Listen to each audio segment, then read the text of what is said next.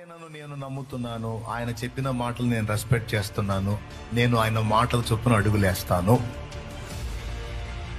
అని తీర్మానించుకొని అలా నడిచిన వాళ్ళు ధన్యులు. కానీ లోకం మాత్రం నేను ఎగతాళి చేసేది ఖాయం.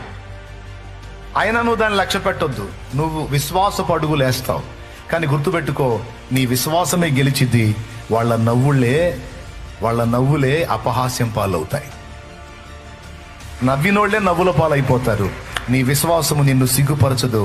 నీ విశ్వాసము నిన్ను స్వస్థపరుస్తుంది, బాగు చేస్తుంది, బ్రతికిస్తుంది, బలపరుస్తుంది, స్థిరపరుస్తుంది, నడిపిస్తుంది, ఫైనల్ గెలిపిస్తుంది.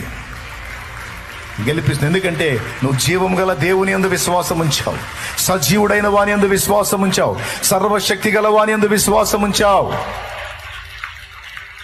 నీ విశ్వాసమే గెలుస్తుంది. వారి ఎగతాళే నవ్వుల పాలవుతుంది. గుర్తుపెట్టుకో ఈ మాట.